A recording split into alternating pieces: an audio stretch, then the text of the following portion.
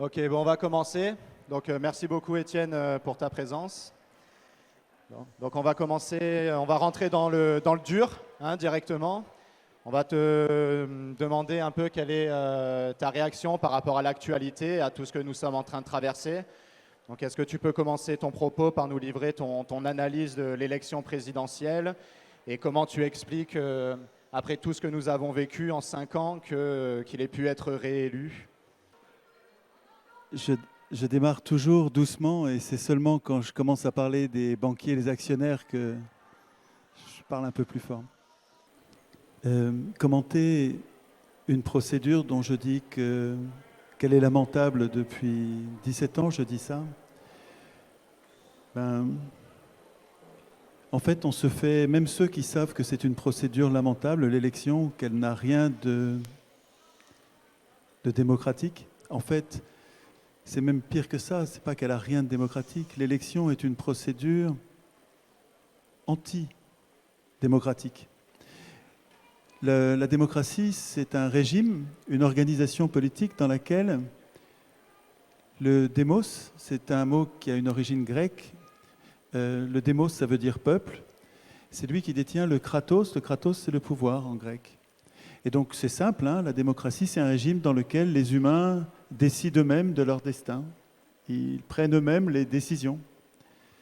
Ils exercent ce qu'on appelle la souveraineté. Ils sont souverains. Les humains sont souverains en démocratie.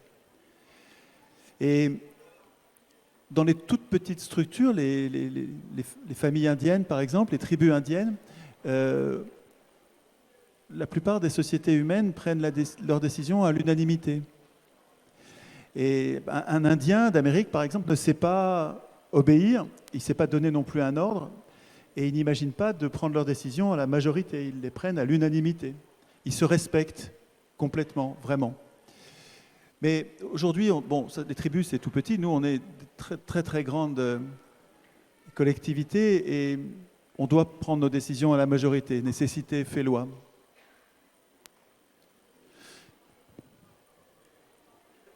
Et donc, pour prendre des décisions, il va falloir opiner. Nous allons devoir donner notre opinion. Ça s'appelle le suffrage. Donc ce suffrage, c'est l'opération par laquelle nous donnons notre opinion. Puis ensuite, on compte, et en fonction du nombre, on décide. L'escroquerie du système de domination parlementaire dans lequel nous vivons, c'est que, au lieu de nous demander notre suffrage pour décider, pour voter, voter c'est décider, on nous appelle aux urnes pour nous demander d'élire. Or, élire n'est pas voter. Élire, c'est renoncer à voter. Élire, c'est pas décider, c'est décider qu'on ne va jamais rien décider. Quand vous acceptez d'élire,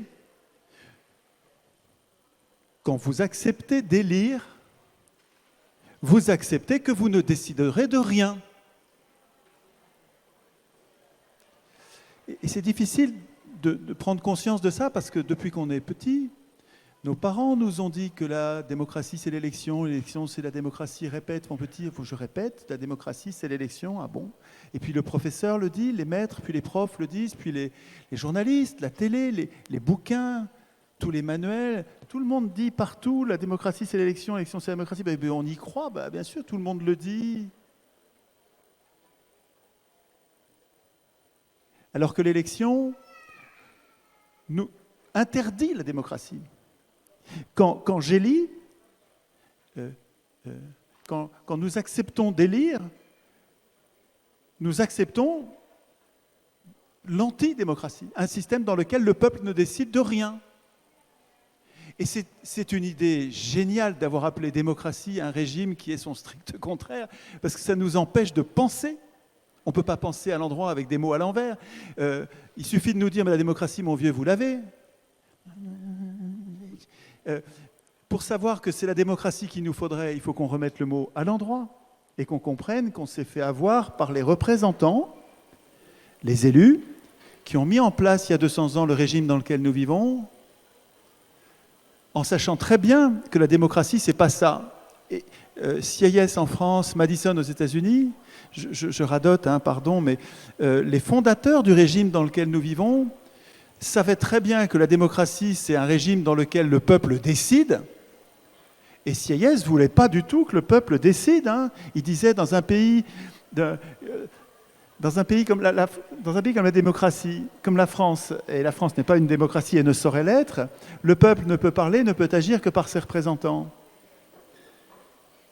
C'est un régime qui est antidémocratique, qui nous tient à l'écart volontairement. Ça ne s'est pas dégradé, ce n'était pas bien et c'est devenu mal. C'est un système antidémocratique depuis toujours. Et aujourd'hui, nous nous plaignons parce que les élections donnent de mauvais résultats. Mais alors, bien sûr, les candidats ne se valent pas. On aurait pu avoir le moins pire. On pourrait dire même le meilleur, mais le problème, c'est que l'élection porte toujours au pouvoir les pires. Je n'ai pas le temps aujourd'hui, mais j'ai fait, et nous devrions tous faire, le procès de l'élection, c'est-à-dire tenir les comptes des vices de cette procédure, et en regard comme en miroir les vertus du tirage au sort, qu'on ne nous apprend pas à l'école. Quand je vous dis tirage au sort, si vous n'avez pas suivi ce que je dis depuis des années, vous dites, mais de quoi il me parle là? De tirage au sort, et puis quoi encore?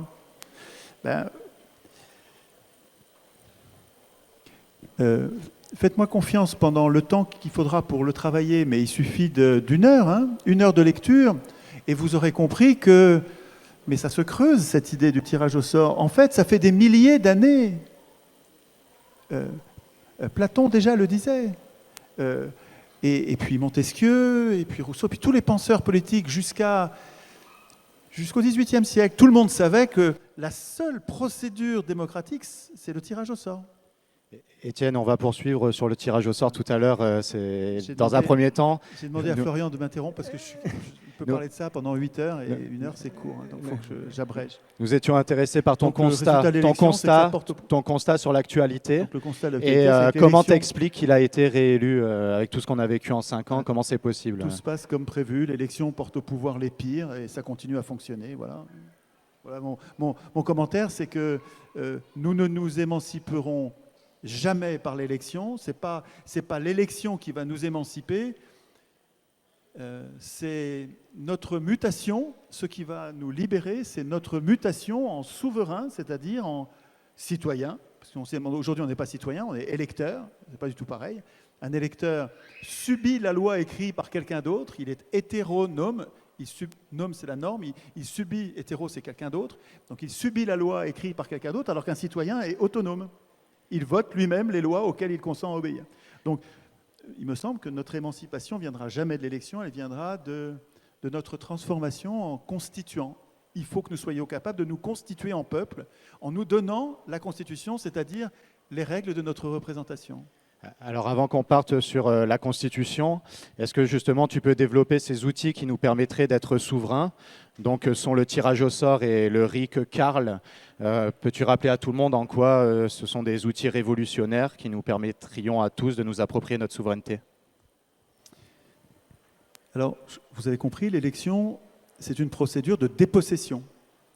Quand nous élisons, nous acceptons de ne jamais rien décider. Ce n'est pas nous qui allons décider.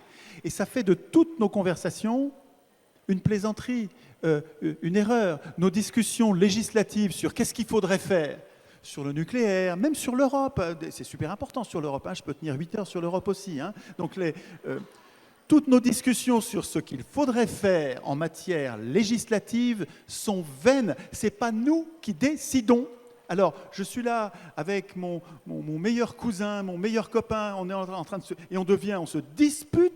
on se dispute, on s'engueule, on se met à se détester pour savoir ce qu'il faudrait faire. Mais quelle couillonnade! Mais c'est incroyable de se disputer sur des sujets législatifs dans lesquels il n'y a pas d'enjeu, c'est pas nous qui décidons. C'est pas nous qui décidons. À quoi bon se disputer sur des sujets dont nous sommes exclus? On ferait mieux d'avoir des discussions constituantes. Quand on fait les ateliers constituants, on se dispute beaucoup moins, voire pas du tout, parce qu'on n'est pas en train de décider ce qu'il faut faire, on décide qui va décider. Et là, miracle, vous allez découvrir que nous sommes tous d'accord. Alors il y a des options, on n'est pas d'accord absolument, totalement, mais c'est beaucoup plus facile de trouver un consensus, une concorde, dans un atelier constituant où on met de côté les sujets législatifs. On verra après, quand on aura établi notre souveraineté, on verra sur quel sujet on va se disputer, sur quel sujet on est d'accord, sur quel sujet on n'est pas d'accord. Mais nous devrions faire une priorité des ateliers constituants. Alors, sur la question, donc, l'élection, c'est une procédure qui nous tient à l'écart, qui nous infantilise, qui fait de nous des incapables politiques. Et nous l'adorons comme une vache sacrée. On nous apprend à l'école que c'est l'alpha et l'oméga de notre liberté, que des gens sont morts pour que nous puissions élire. On dit voter, mais on nous empêche de penser quand on dit voter. Les gens sont morts pour voter, oui, mais pas pour élire. Élire n'est pas voter. Élire, c'est le contraire de voter. Donc, il ne faut pas que vous appeliez... Alors moi aussi, hein, je fais comme ça depuis que je suis petit. Quand on va le dimanche aux élections, on dit on va voter. Donc ça m'arrive de le dire, mais tout de suite je me corrige et je mets des guillemets. Je ne vais pas voter, bien sûr, je vais renoncer à voter. Dimanche dernier, nous n'avons pas voté. Nous avons renoncé pour 5 ans à voter. Et donc, quelle est la procédure? Si la procédure de dépossession, c'est l'élection, quelle est la procédure de décision? Quelle est celle qui fait de nous le souverain? Cette procédure, c'est le référendum. C'est dans le référendum qu'on vote, c'est dans le référendum qu'on décide. Dans un référendum, vous n'élisez pas. Dans un référendum, vous votez. Mais le RIC, ce n'est pas seulement le référendum, c'est beaucoup plus que ça, parce que si vous n'avez que le référendum, mais que d'autres, par exemple Macron et sa bande, choisissent les questions, si ce sont des élus qui ont l'initiative, il n'y a pas besoin d'avoir fait Polytechnique, il n'y a pas besoin d'être un vieux sage sur son rocher pour comprendre que les élus, les dominants, ne vont jamais nous poser les questions qui nous permettraient de les foutre dehors. Jamais, jamais, jamais, ils ne nous poseront pas la question. Donc la question de l'initiative est absolument décisive. Décisive, il faut pas... Enfin, ce n'est pas négociable. Le seul référendum qui vaille, c'est le référendum à notre propre initiative, à l'initiative des simples citoyens. Ça s'appelle le référendum d'initiative citoyenne, le RIC. Et le CARL, ça veut dire quoi? Alors, en fait, le RIC-CARL, c'est constituant, abrogatoire, révocatoire et législatif. Par référendum, donc par des procédures dans lesquelles nous votons, nous pourrions révoquer quelqu'un qui nous représente mal. Quand on estime qu'il nous a trahis, qu'il nous a menti, qu'il nous a volé, nous devrions pouvoir le foutre dehors à notre propre initiative et sans qu'aucune institution puisse se mettre en travers. Nous devrions pouvoir virer les gens qui nous représentent mal parce qu'on n'en est plus content. Parce que c'est nous le souverain en démocratie, c'est la population qui décide. Donc ça, c'est le référendum révocatoire. Nous devrions pouvoir empêcher une loi scélérate de rentrer en application quand les élus, nos représentants, votent une loi et que nous trouvons mauvaise ou dangereuse. Nous devrions pouvoir abroger, c'est-à-dire détruire cette loi. C'est un référendum abrogatoire. Par référendum, nous devrions pouvoir dire non, ça vous ne vous ferez pas. Détruire les retraites, ce n'est pas nécessaire. Le COR, le Conseil d'orientation des retraites, vient de dire il y a quelques semaines qu'il n'y avait aucun problème de financement pour les retraites jusqu'en 2070. Aucun problème de financement. Donc il n'y a pas de raison de faire ce que Macron va faire pour ses copains. Il n'y a aucune raison, il est illégitime. Par référendum abrogatoire, nous pourrions annuler les lois que nous considérons comme des lois scélérates. Scélérate, c'est un vieux mot, hein. On appelait comme ça les lois terribles qui étaient votées au XIXe siècle contre les libertés. Et puis, référendum législatif, quand les élus font la sourde oreille, ils savent bien qu'on voudrait l'indexation des salaires sur l'inflation. C'est-à-dire qu'à chaque fois qu'il y a de l'inflation, les salaires montent obligatoirement. Nous avons connu ça pendant 30 ans, on a appelé ça les 30 glorieuses, 30 ans de prospérité. 30 ans merveilleux pendant lesquels nos parents, nos grands-parents ont construit leur maison en quelques années, ont payé leur maison en quelques années. Ce sont des soi-disant socialistes qui ont abrogé, qui ont mis fin à l'indexation des salaires sur l'inflation. Mais les socialistes et les Macron et autres Sarkozy, les autres voleurs de pouvoir, là, ils ont aussi désindexé les retraites. Désindexer les retraites, ils ont fait ça l'année dernière. Même pas, un peu avant. En fait, Macron avait promis qu'il ne toucherait pas aux retraites, ni au montant, ni à l'âge. Il a touché les deux, il a dévasté les deux, et en plus, il est passé à la retraite à point. Et en plus, il a désindexé les retraites, c'est-à-dire que les mamies que je voyais sur les ronds-points pendant la période formidable des Gilets jaunes, les mamies qui étaient déjà à 700 €, 800 €, elles vont s'appauvrir jusqu'à leur mort. Et il n'y aura même pas, et pour ne pas s'en prendre à quelqu'un, puisqu'il n'y a personne qui va baisser leur retraite. C'est l'inflation qui va leur grignoter. Elles vont s'appauvrir jusqu'à leur mort. Mais c'est dégueulasse d'avoir fait ça. Désindexer les retraites, c'est un crime contre l'humanité. C'est une saloperie sans nom. Alors, comme l'élection porte au pouvoir les pires, bien sûr, au Parlement, nous avons la majorité des pires. Alors bien sûr, il y en a qui sont bien, hein. Des députés à l'Assemblée, il y en a des formidables, hein. Ils ne sont pas tous terribles, mais la majorité est toujours constituée des pires. Et par référendum d'initiative citoyenne législatif, nous pourrions proposer la loi d'indexation des salaires et des retraites et de toutes les pensions, hein. Les pensions d'handicapés, tout ça c'est désindexé aujourd'hui, hein. Et nous pourrions écrire nous-mêmes la loi de réindexation des salaires, des retraites et de toutes les pensions sur l'inflation. D'ailleurs, c'est tous les contrats qui mériteraient, tous les contrats, tous les engagements mériteraient d'être indexés sur l'inflation de façon à gommer l'inflation qui vole tout le monde sans ça, hein. Nous pourrions écrire cette loi, la proposer au référendum sans avoir besoin des parlementaires, des journalistes. On n'a pas besoin des institutions. Si on a le RIC, nous pouvons décider nous-mêmes de cette loi et ensuite la voter. Et là, vous verriez que les gens de gauche, les gens de droite, les gens que les médias appellent d'extrême gauche et les gens que les médias appellent d'extrême droite, tout le monde, nous voterions pour cette loi et nous l'aurions l'indexation. Ce clivage gauche-droite qui nous conduit à tout perdre à chaque élection. Le référendum, c'était le référendum d'initiative citoyenne. Il ne faut pas seulement dire référendum. Peut-être je peux vous armer contre les objections. Il y a une objection que les voleurs de pouvoir élève souvent contre le référendum d'initiative citoyenne en disant « le référendum est un outil césariste ». Ce n'est pas faux.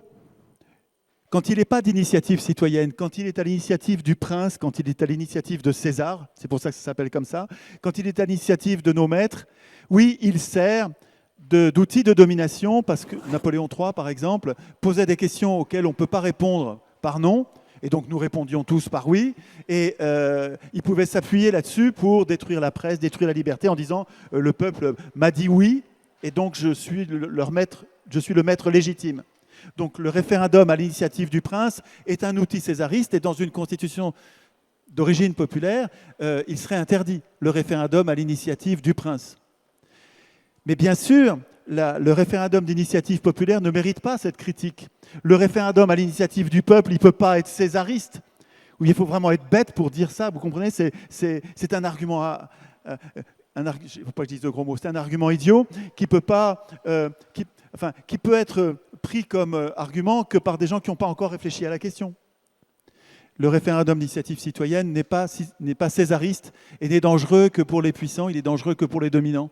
En fait, c'est un outil démocratique, parfaitement adapté dans un régime antidémocratique comme le nôtre. Il changerait tout. Raison pour laquelle les élus ne vous le donneront jamais. Ils préfèrent mourir que de nous donner le référendum d'initiative citoyenne. Vous comprenez bien pourquoi?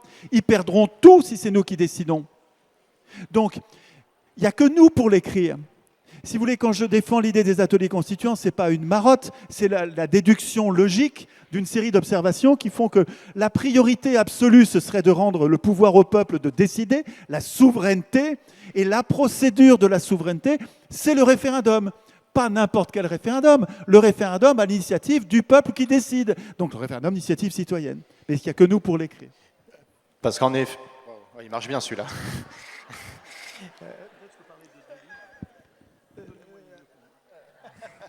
Je vais te le rendre. Je voudrais, pour ce qui concerne le RIC, je voudrais vous signaler 2 bouquins.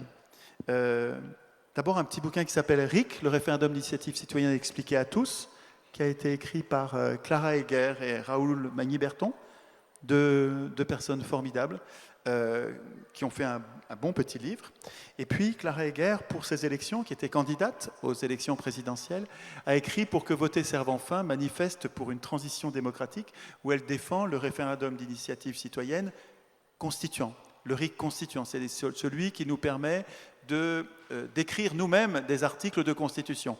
Pas de convoquer une assemblée constituante, élue, qui va décider à nouveau notre impuissance et leur puissance. Non, non, le référendum d'initiative citoyenne constituant, c'est celui qui nous permet d'écrire nous-mêmes des articles de constitution et de voter nous-mêmes ces articles. On ne s'en remet pas à une assemblée constituante, nous décidons nous-mêmes des articles que nous voulons et nous les votons.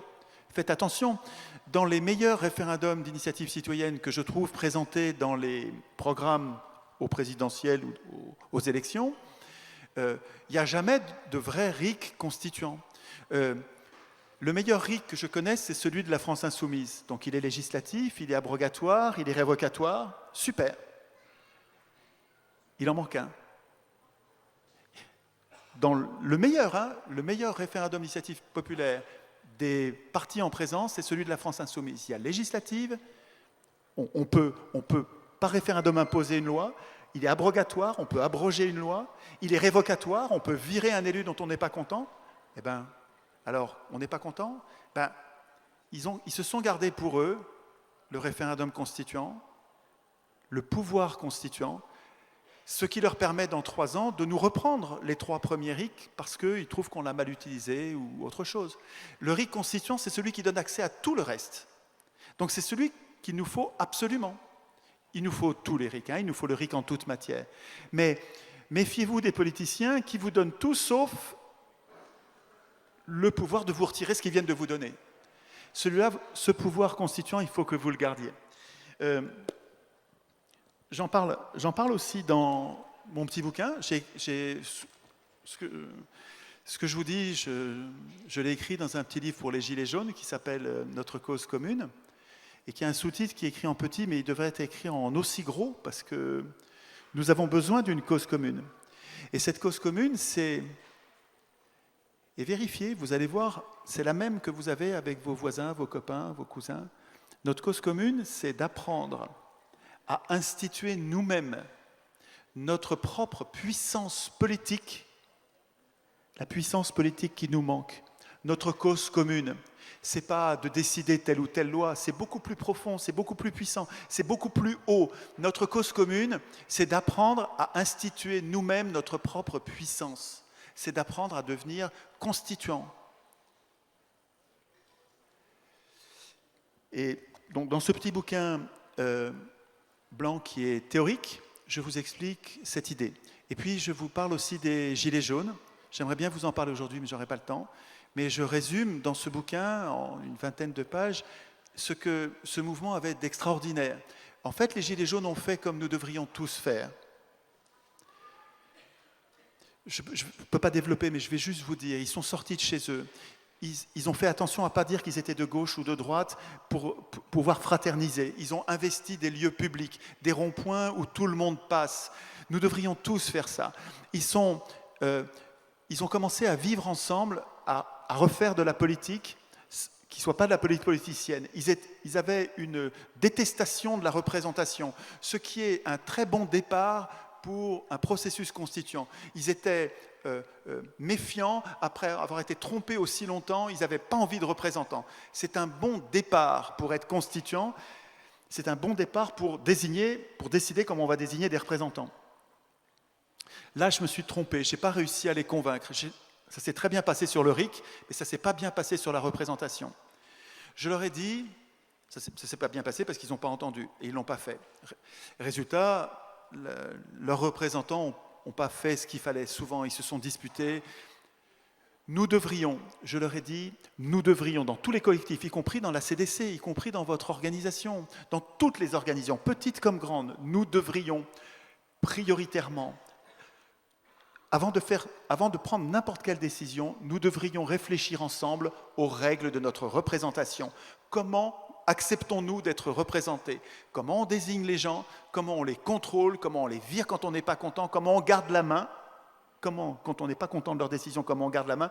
Tout ça, c'est pas très long, ça s'écrit en une demi-page, et c'est décisif, il faut le faire tout de suite, écrire la constitution du rond-point, écrire la constitution du péage, du pont de l'Étoile, du rond-point de la Bouilladisse. On écrit la constitution avant d'envoyer en représentation nos représentants en mission. Et j'ai fait un livre d'exercice pour vous entraîner. Donc tu as bien développé le RIC, en quoi c'est un outil révolutionnaire qui nous permettra de nous approprier notre souveraineté. Est-ce que tu peux développer sur le tirage au sort? Comment tu le vois, ce tirage au sort? Est-ce que ça serait pour une chambre de contrôle, une chambre de décision? Pourquoi, à quelle fin pourrait être utilisé le tirage au sort dans la société future? Le jour où j'ai rencontré Attali, c'est un rapport avec la question, hein. C'était en 2014 à Ce soir ou jamais. Et je savais que j'allais avoir très peu de temps. C'était bien de passer à Ce soir ou jamais, parce que moi, ça fait longtemps que je ne passe pas dans les médias, et parce que les médias se méfient des plus subversifs. Ceux qui contestent vraiment le pouvoir sont repérés par les médias, ils ne les font pas passer. Et donc là, j'ai une chance, je passe à Ce soir ou jamais. Et je sais qu'il y a Attali, j'ai 1000 choses à lui reprocher, mais je n'ai pas de temps à perdre avec ça. Je sais qu'on est nombreux, on va être 8 ou quelque chose comme ça, donc je sais que je vais avoir peut-être même pas 5 minutes. Donc je n'ai pas beaucoup de temps. Et je sais que pour parler du tirage au sort, il me faut bien 10 minutes pour que le tirage au sort n'en sorte pas discrédité, parce que si j'en parle très peu, les gens vont dire c'est n'importe quoi, ce type dit n'importe quoi, et vont rater l'occasion de comprendre que c'est la seule procédure de leur émancipation. Donc, je n'en parle que quand j'ai le temps. Donc, j'avais décidé de ne pas parler du tirage au sort. J'ai décidé de parler de l'escroquerie parlementaire et de la confusion entre voter et élire, de l'imposture qui consiste à appeler démocratie un régime dans lequel nous ne pouvons que désigner des maîtres alors que nous devrions voter les lois. Et donc, j'ai fait un petit tunnel de 3 minutes, c'est pas très long, 3-4 minutes. Tadei est bien pour ça, il nous laisse parler. Et ce truc a tourné ensuite sur les réseaux, ça a fait plus de 40 millions de vues, donc j'ai bien fait de venir ce soir-là. Et après ça, on voit sur les images que Attali il fait un petit signe à Tadei, je suis encore en train de parler, il fait un petit signe en disant qu'il veut parler, donc ensuite Tadei passe la main à Attali. Et la première chose que fait Attali, c'est dire, bon, là c'est très intéressant ce que vous venez de dire, mais d'habitude, c'est pas ça que vous dites, d'habitude vous parlez du tirage au sort. Et vous savez, c'est ça, c'est dommage d'avoir l'esprit d'escalier, parce que c'est après qu'on se rend compte de ce qu'on aurait dû lui dire, évidemment, parce que là, c'est dur en direct de lui répondre, mais c'est vachement intéressant. Je ne savais pas que vous suiviez mes conférences, mais vous ne l'avez peut-être pas assez bien écouté parce que vous n'avez pas bien compris. Manifestement, vous n'avez pas bien compris. Et puis ça, c'est pas... Mais en fait, je ne pouvais pas répondre parce que dès que je commençais à répondre, il m'interrompait. Donc là, c'est toute une tactique. Donc il me faut un peu de temps pour parler de tirage au sort. Pas très longtemps, mais juste le temps de vous convaincre qu'il faut travailler ce sujet. Je vais commencer par les faits pratiques, avant la théorie. Il y a une société humaine qui a pratiqué le tirage au sort pendant 200 ans. Pas 2 ans, pas 20 ans. Pendant 200 ans, c'est très long, c'est Athènes. Athènes. Les Athéniens, les Grecs, la démocratie athénienne, qui n'est pas du tout la seule possible, je sais, mais c'est une des démocraties possibles, a pratiqué le tirage au sort tous les matins pendant 200 ans. Et ce n'est pas les tirés au sort qui votaient les lois. Les tirés au sort préparaient les lois, discutaient entre eux, préparaient les lois, et ensuite venaient les présenter à l'Assemblée, et c'est l'Assemblée composée des citoyens qui votaient. Oui, je sais, il n'y avait pas les femmes, il y avait des esclaves qui n'étaient pas là non plus, mais vous imaginez bien que je ne suis pas esclavagiste, je ne suis pas misogyne, et moi ce que j'imagine, c'est une assemblée dans laquelle il n'y ait pas d'esclaves, il y ait tout le monde, et il y ait des femmes évidemment. Ce que je veux vous dire, c'est d'abord, ce n'était pas spécifique, les femmes étaient tenues à l'écart et il y avait des esclaves dans toutes les sociétés, même non démocratiques, c'est une question de l'époque. Ce n'est pas spécifique à la démocratie. Donc ce n'est pas un argument contre la démocratie, cette histoire d'esclavage et de faim. Et le système marcherait très bien. Le tirage au sort qui donnait les résultats que je vais vous expliquer aurait aussi bien marché si les esclaves étaient là, et si à l'Assemblée, et si les femmes étaient parmi nous, évidemment. Donc ne vous laissez pas impressionner par cet argument bidon qui dit qu'ils étaient esclavagistes, on s'en fout. C'est pas qu'on s'en fout, c'est pas ça qui nous intéresse. Donc les Athéniens tiraient au sort tous les matins, et quand on tire au sort quelqu'un, il ne se transforme pas dans sa tête, il ne devient pas un maître en se la pétant et en disant j'ai été élu, je suis le meilleur, et ça monte à la tête de tout le monde l'élection, ça les change les gens. Même les gens bien, quand ils sont élus, à force, ils se mettent à croire qu'ils peuvent tout décider à la place des gens sans leur demander, ils se sentent légitimes, ils deviennent des maîtres. L'élection fabrique des maîtres, même avec des gens gentils, hein. Ce n'est pas une question de personne. L'élection nous transforme en mal. Alors que le tirage au sort, quand vous avez été tiré au sort, mettez-vous à la place du tiré au sort. Vous avez été tiré au sort. Ce n'est pas votre vertu, ce n'est pas vos mérites, c'est le hasard. Et donc, vous ne vous sentez pas différent des autres. Vous restez un pair, P-A-I-R, vous restez un égal. Le tirage au sort désigne des représentants dont nous n'avons rien à craindre parce qu'ils restent des pairs. Et à Athènes, les tirés au sort, ils préparaient les lois, et donc ils faisaient les choses que les citoyens n'avaient pas envie de faire, peut-être que vous non plus, vous n'avez pas envie de vous embêter à préparer les lois, mais par contre ensuite ils nous les présentent au vote. Pas à l'élection, hein, au vote, on décide. Et pendant 200 ans, comme les pauvres étaient plus nombreux que les riches, et que c'était un homme, une voix, pas pour élire des maîtres comme aujourd'hui, un homme, une voix pour voter les lois. Comme il y avait beaucoup plus de pauvres que de riches, c'est les pauvres qui faisaient la loi. Mais les pauvres, ce n'est pas les mendiants, c'est les artisans, c'est les agriculteurs, c'est les gens normaux, c'est 99%, c'est nous tous. C'est eux qui votaient les lois. Donc 200 ans de tirage au sort, je ne vous parle pas de théorie, je vous parle de pratique. 200 ans ont donné le pouvoir aux pauvres. Parmi les citoyens, il y avait des riches et des pauvres, et pendant 200 ans, ça donnait le pouvoir aux pauvres. Et les pauvres n'ont pas volé les riches. Bon, c'est sûr qu'il n'y a que les riches qui payent les impôts, hein. En démocratie, il n'y a que les riches qui payent les impôts. Les pauvres, ils ne payaient pas d'impôts. Ils allaient se battre, ils défendaient le pays, ou ils l'attaquaient. D'ailleurs, il y avait quelque chose de belliqueux, hein, dans la démocratie athénienne, mais dans tous les peuples du monde d'ailleurs, hein. Mais les riches ne se sont pas fait piller par les pauvres. On nous dit, si c'est les pauvres qui décident, on va... C'est pas vrai, c'est pas comme ça que ça se passe. Et donc, pendant 200 ans, c'est les pauvres qui ont dirigé. Ça donnait une société, par rapport à toutes les autres sociétés qui n'étaient pas démocratiques à l'époque, une société pacifiée, stable politiquement, stable économiquement. Et il y a un autre laboratoire qui a encore 200 ans, depuis la Révolution française, nous avons testé l'élection. Et 200 ans d'élection partout sur Terre ont donné un truc qui s'appelle le capitalisme, c'est-à-dire le gouvernement des riches par les riches pour les riches. Enfin, le gouvernement des pauvres par les riches pour les riches. On va rester sur le tirage au sort, si tu veux bien. D'accord.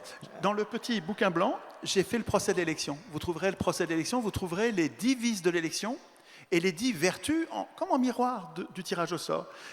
L'élection nous infantilise, alors que le tirage au sort nous considère comme des adultes et nous pousse à devenir progressivement des adultes, parce que quand on sait qu'on va être tiré au sort, on se prépare à exercer la fonction que peut-être on aura à exercer demain. L'élection pousse au mensonge et porte au pouvoir les plus grands menteurs, alors que le tirage au sort ne pousse pas au mensonge. Ça ne sert à rien de mentir.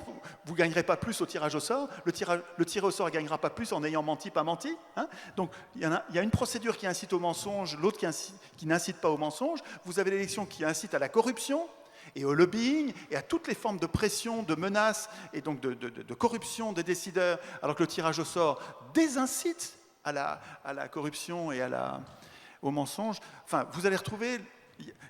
Nous devrions tous faire. Et, encore une seconde s'il te plaît, quand vous allez sortir, vous allez dire, tiens, c'est bien ce qu'il dit ce gars-là, c'est intéressant. Et ça n'a aucun intérêt si vous ne faites pas la même chose que moi quand vous sortez.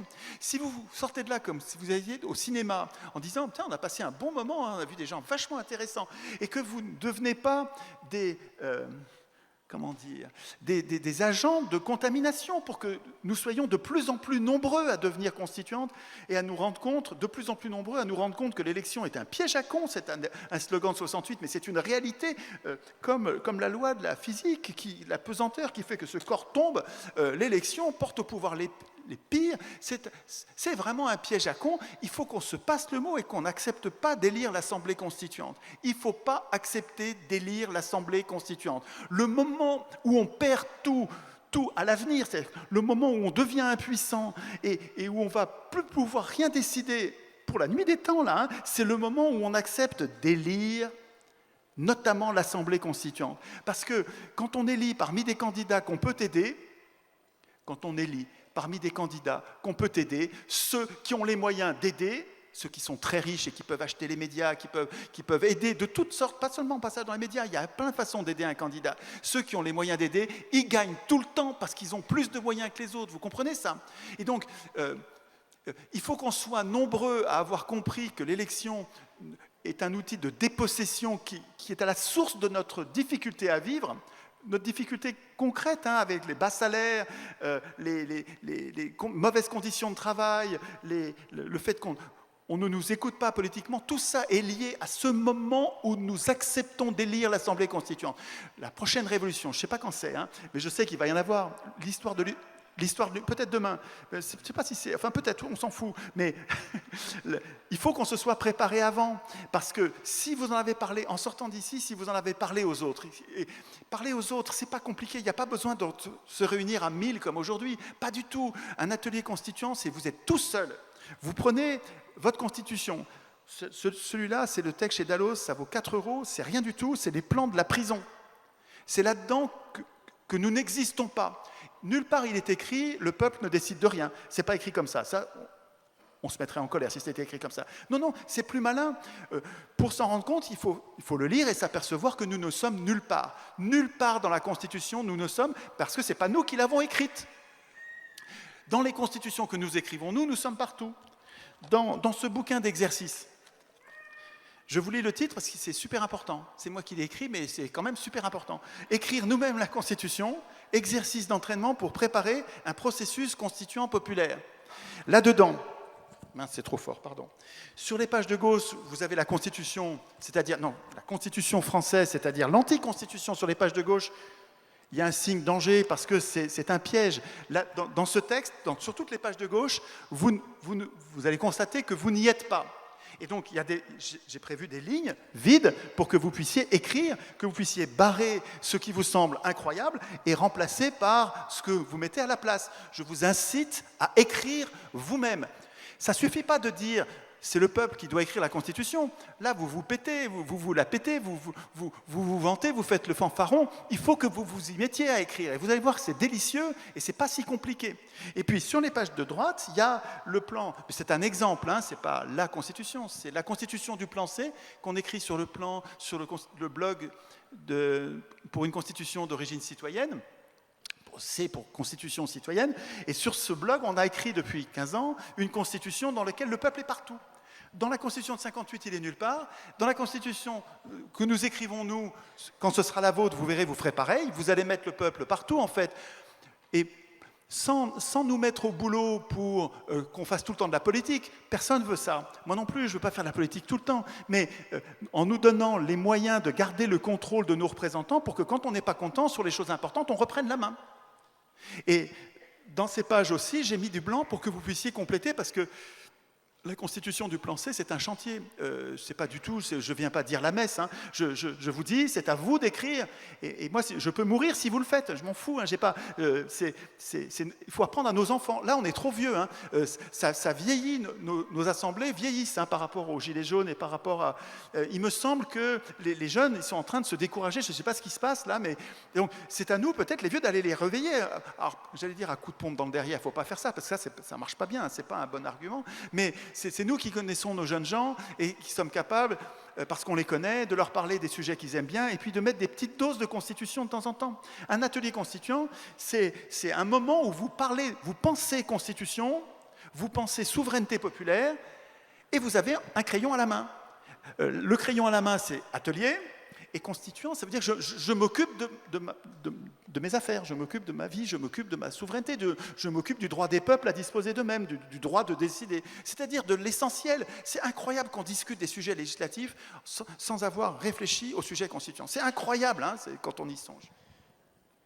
Pour revenir au tirage au sort, donc on a bien compris que sous Athènes, sur la pratique, donc un tirage au sort pour une chambre de proposition, ça fonctionne très bien.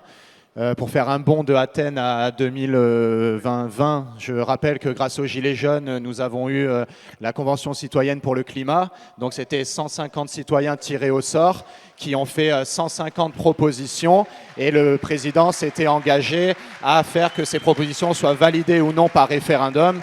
On sait très bien ce qu'il en a fait, mais donc on voit un mouvement tel que les Gilets jaunes, à quoi il peut aboutir. Il peut aboutir à la vraie démocratie, nous étions proches, donc il faut continuer à croire en cet idéal, on le touche du doigt.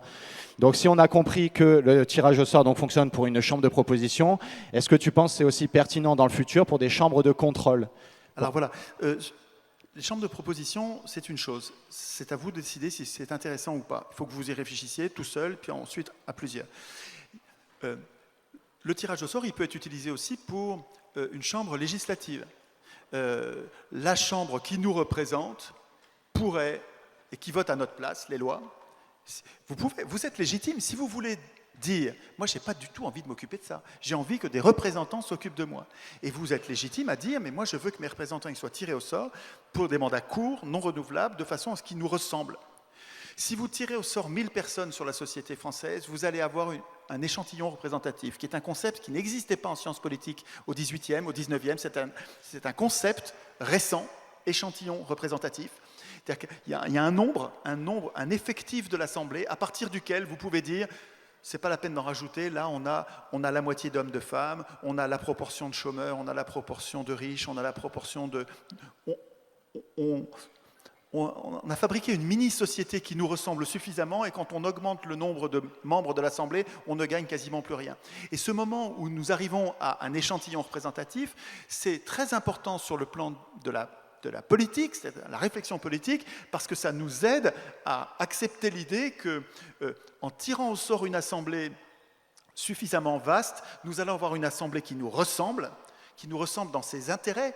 C'est des gens qui ont les mêmes intérêts que nous, qui ne sont pas au pouvoir pour longtemps, ils vont être au pouvoir pour 1 an, 2 ans, c'est à vous de décider, mais ils vont revenir parmi nous, et donc les lois qu'ils vont écrire, ils vont les écrire pour eux-mêmes et donc pour nous. Donc il ne va pas y avoir cette séparation entre les politiciens de métier, les professionnels de la politique, que génère mécaniquement l'élection. Vous détestez les partis, moi aussi, il faut lire ce que Simone Veil a écrit contre les partis politiques, c'est remarquable, mais c'est pas... si vous gardez l'élection, vous aurez toujours les partis, et quand vous allez essayer de supprimer les partis alors qu'il n'y a que l'élection, mais il y a des gens qui vont être prêts à vous tuer pour garder les partis, parce que c'est leur seul moyen de gagner les élections, et que les élections sont le seul moyen de changer la vie. Donc, ce qu'il faut faire, c'est changer la procédure qui conduit aux partis. Donc, le tirage au sort désactiverait le besoin de faire des partis. On n'a pas besoin de partis pour faire de la politique. On n'a jamais eu de parti pour faire de la politique. Depuis quand on a des partis pour faire de la politique ? Depuis que ce qui a été institué, c'est l'élection. Ça fait 200 ans qu'on a des partis parce qu'on a institué l'élection. Si vous voulez vous débarrasser des partis, il faut vous débarrasser de l'élection. Et donc il y a une possibilité d'utilisation du tirage au sort qui est de désigner l'Assemblée législative. Mais ça, c'est vraiment pour les gens qui ont réfléchi, parce qu'il faut quand même avoir beaucoup travaillé sur les objections au tirage au sort. Il y en a une quinzaine d'objections au tirage au sort qu'on retrouve tout le temps. Vous allez tirer un incompétent, ou vous allez tirer au sort un malhonnête, ou vous allez, etc. Il y a une quinzaine, une vingtaine d'objections. Toutes sont réfutables. Elles sont toutes réfutables, c'est-à-dire que vous avez la réponse, nous avons la réponse à chacune de ces objections, et ces institutions complémentaires, comme par exemple le fait qu'on ne tire pas au sort une personne. Si on tire au sort une personne, c'est vrai qu'on peut avoir un abruti ou un salaud, c'est vrai, il y a un risque. Mais si vous en tirez au sort 200, si vous tirez au sort 200 personnes, vous n'allez pas avoir 200 cons, c'est pas vrai. Ou bien si vous imaginez qu'en tirant au sort sur la population, il y a un risque qu'on puisse tomber sur 200 salauds ou 200 cons, si vous avez cette vision-là du peuple, vous n'êtes pas démocrate. On n'est pas obligé d'être démocrate, si ça se trouve, vous avez raison, peut-être. Mais les démocrates font plus confiance au peuple, ils savent bien que si on tire au sort 200 personnes, on va avoir plein de gens bien là-dedans. Peut-être qu'il y aura un feignant, un salaud, un abruti, mais c'est pas grave. Donc, ça, c'est une institution complémentaire. Vous comprenez, de ne pas tirer une personne, mais d'en tirer plusieurs. Que le tirage au sort désigne des assemblées, des corps collectifs. Autre correctif, la reddition des comptes. Comme on sait bien que le tiré au sort, il peut faire des bêtises, on l'avertit qu'il faudra qu'il rende des comptes. C'est-à-dire qu'à Athènes, quand quelqu'un avait eu un mandat pendant 1 an, ensuite il rendait des comptes pendant 1 an, pendant 1 an devant une assemblée tirée au sort. Donc, ceux qui contrôlaient les tirés au sort, c'était d'autres tirés au sort. Alors là, il y a des malins qui disent « ça va durer jusqu'en… » Il n'y a pas besoin que ça dure plus longtemps que ça. Il suffit de dire que les tirés au sort sont contrôlés par des tirés au sort, et puis voilà, hein, c'est pas une cascade sans fin, c'est pas du tout impossible. Ils l'ont pratiqué pendant 200 ans, je vous dis. Hein. Et donc, le fait que la personne tirée au sort doive rendre des comptes, ça la conduit à faire du mieux qu'elle peut. Et même si elle se trompe, quelquefois les tireurs au sort prennent des décisions qui sont catastrophiques. Ah, c'est une catastrophe. Et donc au moment de rendre compte, on lui dit « mais qu'est-ce que tu as fait? Pourquoi est-ce que vous avez fait ça ?» Et les tireurs au sort disent, on a les écrits hein, à Athènes où ils disaient mais souvenez-vous que nous sommes comme vous. Souvenez-vous que vous auriez fait la même erreur. À l'époque, nous avions ces informations-là. C'est trop long. Non, c'est pas ça. Je suis désolé de vous interrompre, j'ai une petite intervention. Je suis désolé d'interrompre cette belle dynamique-là, mais on me signifie qu'il y a des gendarmes qui sont en train de tourner autour des voitures qui sont garées sur la route. Il y a des voitures qui sont garées sur la route. Donc, pour les gens qui veulent aller les retirer, là, avant qu'il ne soit trop tard, voilà, juste simplement ça. Et je vous laisse reprendre. Je suis désolé d'avoir un peu interrompu. Donc, je ne développe pas, faites-moi confiance, vous verrez, quand vous allez travailler le tirage au sort, je n'ai pas le livre avec moi, mais il faut lire le livre de Bernard Manin, Principe du gouvernement représentatif. Ça, ce n'est pas un titre sexy. Hein. Tu vois ça sur une étagère dans une librairie, tu dis Principe du gouvernement représentatif, ça, je ne vais pas le lire aujourd'hui, je le lirai peut-être un autre jour. Vous avez tort, c'est un des meilleurs livres qui existent pour comprendre les vertus, l'histoire et toute la documentation scientifique qui existe sur le tirage au sort. Principe du gouvernement représentatif. Et ça se lit comme un polar. Tu dis, ah, mais on m'avait pas appris ça à l'école, mais c'est incroyable. Mais c'est un titre qui n'est pas sexy, mais le contenu, il est émancipant. Principe du gouvernement représentatif. Donc je vous conseille de lire sur le tirage au sort. Ne rejetez pas le tirage au sort avant d'avoir un peu travaillé la question. Quand vous travaillez la question, vous allez voir, c'est spectaculairement évident. Deuxième sujet de tirage au sort, c'est les chambres de contrôle. Vous pouvez garder les chambres comme vous les connaissez aujourd'hui, l'Assemblée nationale, le Sénat, gardez-les si vous voulez, si vous y tenez. Enfin, moi, ce que je vois depuis 15 ans dans les ateliers constituants, c'est qu'on ne le fait jamais, hein, on le change. Il y a une des deux chambres qu'on rend Assemblée citoyenne, tir au sort.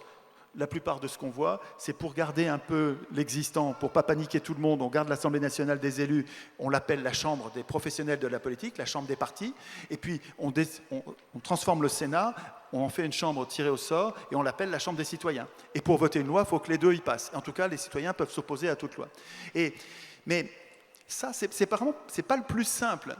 Je comprendrais que vous soyez opposé à ça, que vous disiez quand même tirer au sort les législateurs, c'est dangereux. Bon, vous allez voir qu'en travaillant, ça va vous paraître naturel.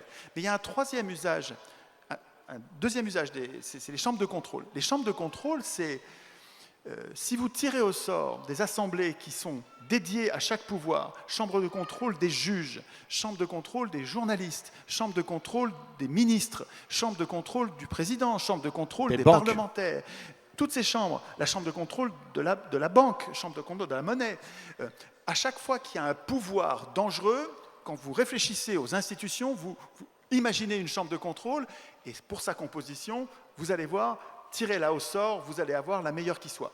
Si vous voulez, vous la tirez au sort parmi des experts, parce que dans certains cas, c'est exclu de faire décider par une chambre de néophytes.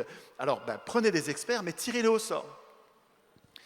Et là, le dernier usage du tirage au sort, c'est le tirage au sort éventuellement de l'Assemblée constituante. Mais je préfère le RIC constituant. J'ai longtemps défendu l'idée de l'Assemblée constituante tirée au sort. Avec mon expérience des ateliers constituants, je sais que ça donnerait de formidables résultats.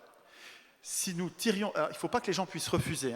Des tirs au sort, c'est comme aux assises. Aux assises, vous savez, pour décider de la vie et de la mort des gens, leur emprisonnement à vie, vous pouvez être tiré au sort, c'est une grosse responsabilité, et on ne vous demande pas votre avis. Il n'y a que des cas de force majeure qui vous permettent de dire non. Et les gens le font, et quand on les observe, ils se transforment en bien. Ils deviennent responsables, ils le prennent très au sérieux. On leur fait confiance pour des choses importantes, et quand on fait confiance aux gens, ils font tout pour être dignes de confiance. Je peux vous le dire, en tant que prof, on le vit tout le temps, ça. On s'appuie là-dessus. Quand on fait confiance aux gens, ils se transforment en bien. Et inversement, quand on fait défiance aux gens, ils se transforment en mal. Donc c'est important de faire confiance. Voilà pour les usages du tirage au sort. Mais je vous recommande de bosser le procès de l'élection et puis de travailler. C'est à nous de défendre cette procédure. Évidemment, ce ne sont jamais les élus qui vont défendre la procédure du tirage au sort. Ils vont baver, ils vont dire tout le mal, ils vont calomnier, ils vont trouver 1000 mauvais procès au tirage au sort, et vraiment, c'est en travaillant que vous allez voir que leurs procès ne tiennent pas debout. Donc le chronomètre avance, il nous reste moins de 10 minutes, Étienne.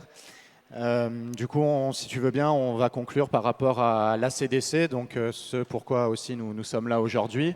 Donc comme je te disais, tu as vraiment inspiré beaucoup les adhérents de Construisons notre bonheur. Tu es à l'origine de notre engagement politique pour beaucoup. Et donc c'est très naturellement que nous avons adopté comme mode de gouvernance la démocratie directe, donc le RIC. Comme je disais tout à l'heure, nous nous appliquons à nous-mêmes ce que nous prenons pour la société. Et donc nous avons mis en place un système de gouvernance original, tout fonctionne par la démocratie directe. Et d'autres associations ont trouvé pertinent ce mode de gouvernance, l'ont adopté à leur tour. Donc nous, on est contents, plus il y a de chapelles qui fonctionnent en démocratie directe, et mieux c'est, comme ça, par la pratique, on se rend compte que ça fonctionne et que c'est beaucoup plus stimulant intellectuellement de prendre part à la décision plutôt que de la subir. Excusez-moi. Et donc je voulais t'interroger sur ce mode de gouvernance à l'échelle de la chapelle. Mais tant que nous sommes divisés, là-haut, ils se frottent les mains. Tant qu'on est divisé, on n'arrive pas à faire peuple et à apporter le grand changement, la révolution démocratique que nous appelons de nos voeux. Et donc, nous avons créé une cathédrale de la démocratie directe qui s'appelle aujourd'hui donc l'ACDC, l'Assemblée citoyenne directe constructive. Et le but, c'est que tous les collectifs, toutes les associations de notre bassin de vie s'y rassemblent pour porter des projets d'intérêt locaux collectifs, des projets d'intérêt collectif. Pour faire de la synergie, mettre de la reliance entre tous les mouvements et du coup capitaliser sur les moyens financiers et humains pour ces grands projets. Donc je voulais t'interroger si tu trouves que ce système de gouvernance est pertinent. Et dans un deuxième temps, l'élection sans candidat. L'élection sans candidat. Aujourd'hui, donc, il y a les ambassadeurs citoyens qui se sont présentés à vous. Ça a fait suite à un long processus pour que le choix de ces ambassadeurs se fasse de la façon la plus démocratique possible. Donc tu as pu jeter un coup d'œil. Qu'est-ce que tu en penses? Est-ce que tu nous encourages sur cette voie? Ah bah oui, je vous encourage bien sûr, c'est enthousiasmant, c'est remarquable. Les initiatives citoyennes un peu partout sur le territoire mériteraient d'être raconter et centraliser. On devrait avoir des endroits où on retrouve ce genre de... Et ce cas-là est tout à fait remarquable. Quand vous parliez ce matin des élections sans candidat, c'est à la fois marrant parce que on visualise le cas où les gens viennent dire au boulanger, ben, c'est toi qui vas être notre représentant là. Ah non, vous déconnez. Si, c'est toi qui vas l'être. Finalement, c'est lui qui l'est parce que... Alors, il faut qu'on décide dans les institutions, et ça, c'est pas facile. Hein. Est-ce que, quand on a été élu alors qu'on n'était pas candidat, est-ce qu'on est obligé d'y aller parce qu'il y a trop de gens qui comptent sur nous, il faut qu'on y aille, ou bien est-ce qu'on laisse les gens refuser? Et là, je voudrais vous signaler une pensée importante d'un philosophe qui s'appelle Alain, il s'appelait Émile Chartier. Alors, je ne l'ai pas avec moi là, mais c'est rare, je l'ai souvent dans mes poches. Il y a un petit livre de poche, c'est le numéro 1 chez Folio, qui s'appelle « Les propos sur le pouvoir ». Et ce gars-là est une une fontaine d'intelligence. Il peut vous suivre toute votre vie. Vous allez voir, à chaque fois que vous l'ouvrez, vous pouvez méditer. C'est absolument passionnant. Propos sur le pouvoir, c'est un de mes meilleurs livres. Et Alain dit, et tout compte, c'est 3 petits bouts de phrases. Le propre de l'homme juste est de ne jamais vouloir gouverner les autres et de seulement se gouverner lui-même. Cela décide tout. Autant dire que les pires gouverneront. Il n'a pas dit le propre, il a dit le trait le plus visible de l'homme juste est de ne jamais vouloir gouverner les autres et de seulement se gouverner lui-même. Notre problème, le problème de l'humanité, pour ce qui est de la représentation politique, le problème de l'humanité, c'est que les meilleurs d'entre nous ne veulent pas le pouvoir. Ils le refusent même, alors que c'est les meilleurs. Alors, quand on réfléchit aux problèmes collectifs que ça nous pose, on se demande, mais alors, si c'est les meilleurs pour la famille, pour la société, est-ce qu'on ne peut pas les forcer? Alors, parce que ce n'est pas gentil de forcer. Non, je ne veux pas. Parce que le problème, c'est que si vous dites, OK, on va faire des élections sans candidat, et après, on va leur demander leur avis, tous les gens bien vont dire non. J'exagère, parce qu'il y a des gens bien qui disent oui. Hein. Mais parmi les gens qui disent oui, vous avez des gens qui veulent le pouvoir. Et je vais vous citer un autre bonhomme qui est très connu. Il n'est pas connu parce que c'est une fripouille, pourtant c'en est une. Il s'appelle Platon. Et il a écrit des choses formidables, très intéressantes pour méditer, super. Mais c'était un antidémocrate rabique, enragé. C'était comme la plupart des philosophes, Aristote, ils étaient tous antidémocrates. Mais par contre, ils avaient une réflexion sur la cité et ils disaient le pire qui puisse arriver à une cité, la pire catastrophe qui puisse arriver à une cité, c'est de donner le pouvoir à ceux qui le veulent. Je crois que ça, c'est vrai. Le pire qui puisse arriver, c'est de donner le pouvoir à ceux qui le veulent. Or, la procédure que nous utilisons depuis 200 ans, elle donne tout le pouvoir uniquement à des gens qui le veulent, mais qui le veulent tellement qu'ils sont prêts à écraser leurs voisins, leurs frères, leurs amis. Ils le veulent tellement et c'est à eux qu'on donne le pouvoir. Donc, dans l'élection sans candidat, je trouve que, je crois que, de ce que j'ai entendu, vous avez demandé s'ils acceptaient. Non. Et c'est une... Non, on n'a pas demandé, justement, on s'était inspiré de notre discussion que nous avions eue à Marseille. Avec Étienne, on réfléchissait sur comment pousser à l'engagement. On réfléchissait, qu'est-ce qui pousse l'être humain à vouloir s'engager? Donc moi, personnellement, j'ai répondu naïvement, c'est que j'ai grandi avec beaucoup d'amour, que ce soit de la part de ma famille ou même de mon pays, je me sens aimé, je suis malade, on me soigne, etc. Et j'ai envie de rendre tout cet amour que j'ai eu. Et ma réponse n'a pas convaincu Étienne. Et il a dit, non, je crois que c'est la confiance qu'on place dans l'être humain. Si tu fais confiance à l'autre, alors tu vas lui donner envie de s'engager, il va vouloir être à la hauteur de la confiance que tu lui donnes. Donc suite à cette discussion, ça a matérialisé l'élection sans candidat. Et donc le concept, c'était de nominer jusqu'à 3 hommes et 3 femmes. Donc personne ne pouvait s'auto-présenter. Tu nomines ceux que tu penses aptes à apporter tes valeurs à l'Assemblée nationale. Et c'était bien indiqué de ne pas informer la personne que tu vas la nominer. Parce que tu as les blocages de l'humilité, de plein de choses qui font « Ah non, ça ne m'intéresse pas ». Donc nous ne prévenions pas. Il y a eu 89 personnes qui ont été nominées. Et ensuite, donc, libre à eux, en signant la charte d'engagement que nous vous avons présentée tout à l'heure, d'accepter ou pas cette nomination. Donc ils pouvaient refuser, en effet, on ne peut pas les forcer à être candidats s'ils ne veulent pas. Mais ça te paraît évident? Et moi, ça ne me paraît pas évident. Ça se discute. Je comprends les arguments, parce qu'on ne veut pas violer les gens, on ne va pas leur faire violence, mais à mon avis, c'est une question de nombre. Quelqu'un qui aurait été élu par, 100 000 personnes, mais ça va, même s'il n'a pas envie, je pense que ces gens bons, là, ces gens bien, ils vont peut-être dire non tout de suite, et puis ils vont réfléchir à ce que c'est que 100 000 personnes qui comptent sur elles. Et puis je pense la plupart vont changer d'avis en disant oui, mais je veux bien, oui, ok. Enfin, moi, je sais que c'est ça qui m'anime. Ce qui fait que je continue à me donner tant de mal depuis 17 ans maintenant, c'est vous, quoi. Hein. C'est le fait que les gens qui comptent sur toi, quoi. Hein. Ils comptent sur toi et tu n'as pas de figure si tu n'y vas pas, quoi. Hein. Donc il faut y être, tant pis, il faut y aller. Et voilà. Et ça marche, ça.